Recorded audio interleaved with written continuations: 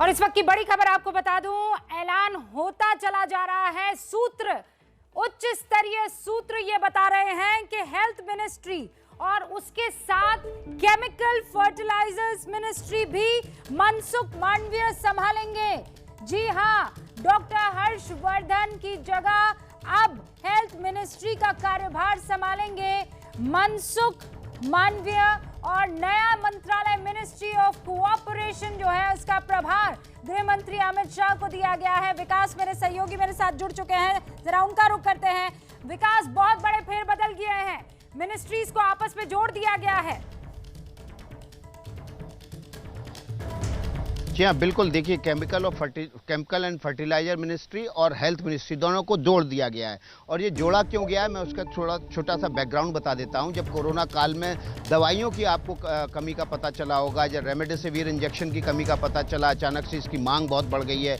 और उस दौरान हेल्थ मिनिस्ट्री और केमिकल एंड फर्टिलाइजर मिनिस्ट्री, जिसके अंडर में तमाम ड्रग कंपनियां आती हैं जो दवाइयां बनाती हैं, उनके बीच जो कोऑर्डिनेशन की दिक्कत थी, उस कम्युनिकेशन को खत्म करने के लिए अब दोनों मिनिस्ट्री को क्लब किया गया है, ताकि जिस भी दवाई की मांग बढ़े वो तुरंत उस मंत्रालय के मंत्री को पता हो, उससे रिलेटेड एक्शन तुरंत हो जाए। मंत्रालयों के बीच फाइलों की आवाजाही का समय बचे, अधिकारियों के बीच उस फाइलों पर बैठने का और फिर उस पर कमेंट पास करके अगली अधिकारी पर भेजने का समय बचे। मंत्री एक बार में एक अधिकारी के साथ डिसीजन ले सके। कुल मिलाकर ये सिर्फ इस मंत्रालय को लेकर नहीं है। जैसे मान लीजिए 53 यूनियन मिनिस्ट्रीज हैं, उनको संभालेंगे कुल मिलाकर 30 मंत्री, यानी क्लबिंग हो जाएगी। इस लिहाज से जैसा अभी आप बता रहे हैं कि हेल्थ मिनिस्ट्री की तरफ से ही केमिकल और फर्टिलाइजर्स मिनिस्ट्री संभाली जाएगी, फार्मास्यूटिकल्स और अदर ड्रग्स एसेंशियल्स वाली जो मिनिस्ट्री है वो भी एक ही मंत्री संभालेंगे। बिल्कुल, जी हाँ, बिल्कुल। देखिए, बहुत सारी मंत्रालयों को क्लब किया जा रहा है और उनमें से क्लब करके 30 कैबिनेट मंत्री बनाए जाएंगे और 2 इंडिपेंडेंट चार्ज होंगे उनके अलावा। वो भी कैबिनेट के मंत्री के जिसका मतलब होगा वे स्वतंत्र प्रभार के मंत्री होंगे। तो इन तमाम जो मंत्रालय हैं उनको 30 कैबिनेट मंत्रालयों में बांट दिया गया है और इसमें से एक महत्वपूर्ण मंत्रालय जो हेल्थ और केमिकल एंड फर्टिलाइजर है उसको क्लब कर दिया गया है और इसके मंत्री जो है वो मनसुख मांडविया ही रहेंगे।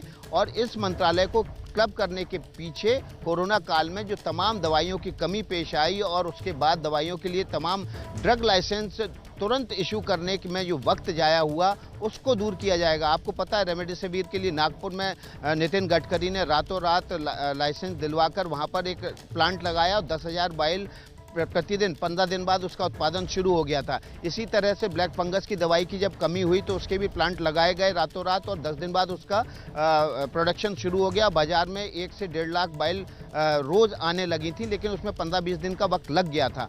ये वक्त ना जाया हो, लोगों की जान बचाने के लिए समय पर दवाइयाँ मुहैया कराई जा सकें, इसलिए इस मिनिस्ट्री को क्लब किया गया। लेकिन इस बीच एक और महत्वपूर्ण खबर आ रही है कि सहकारिता आंदोलन को और मजबूत करने के लिए इस मिनिस्ट्री में अमित शाह को भेजा जाएगा। सहकारिता मंत्रालय जो कि नया बनाया गया था, उस मंत्रालय के मंत्री अमित शाह होंगे। ये भी इस वक्त की बड़ी खबर है। आपको बता दें, गुजरात में, महाराष्ट्र में और राजस्थान में सहकारिता आंदोलन बहुत मजबूत है। यहाँ किसान सहकारी बोर्ड बनाकर सहकारिता आंदोलन के तहत इकट्ठे होकर समूह बनाकर कंपनियां बड़ी बना लेते हैं और उसके जरिए छोटे छोटे किसान जुड़कर बड़े उत्पादन करते हैं, जिसका लाभ देश को होता है, किसानों को होता है और वो एक्सपोर्ट तक करते हैं। जैसे अमूल दूध एक सहकारी बड़ी कंपनी है और वो किसानों के समूह से जुड़कर एक बड़ी कंपनी बनी। इसी तरह से महाराष्ट्र की बात करें तो वहाँ पर शुगर मिल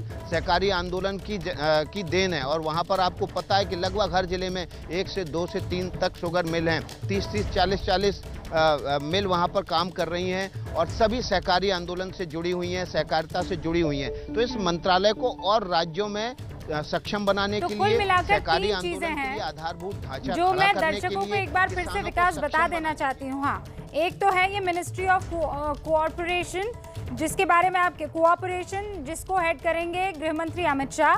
दूसरा है ministry of science and technology, ये प्राथमिकता रहेगी प्रधानमंत्री नरेंद्र मोदी की और यही वजह है कि MOS PMO जो है वो मिनिस्टर इंचार्ज रहेंगे और प्रधानमंत्री नरेंद्र मोदी एक्टिवली मॉनिटर करेंगे इस पूरी की पूरी मिनिस्ट्री को।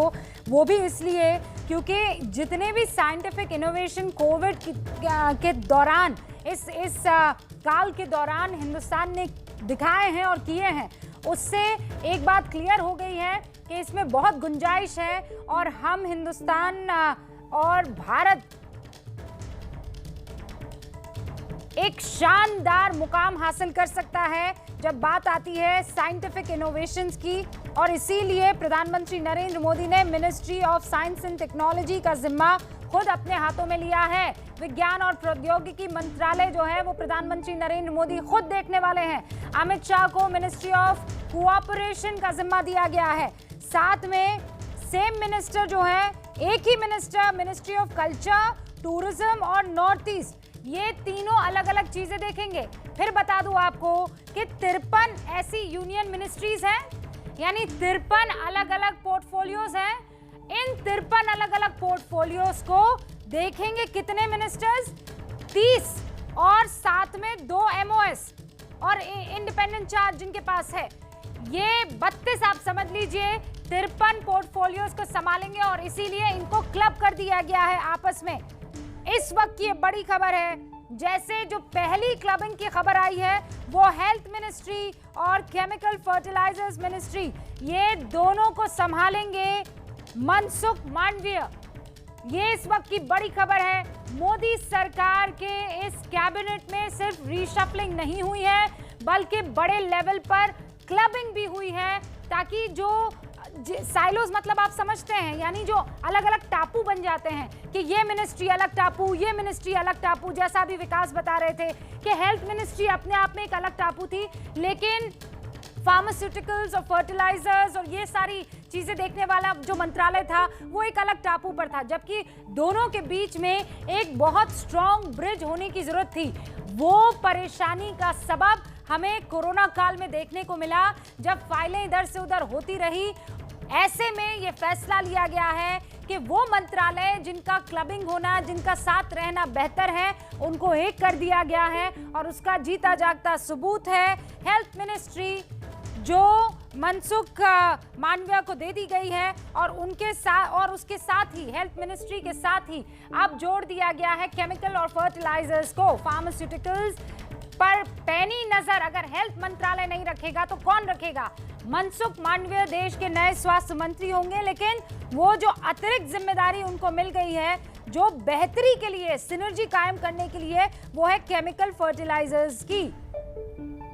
तो ये सारी बड़ी खबरें इस वक्त आप देख रहे हैं। अभी और कुछ बड़े ऐलान देखने को मिलेंगे। अमित शाह को मिनिस्ट्री ऑफ कोऑपरेशन का जिम्मा सौंपा गया है। प्रधानमंत्री नरेंद्र मोदी साइंस और टेक्नोलॉजी को प्राथमिक तौर पर देखते हुए, प्राथमिकता देते हुए उसका जिम्मा संभालेंगे।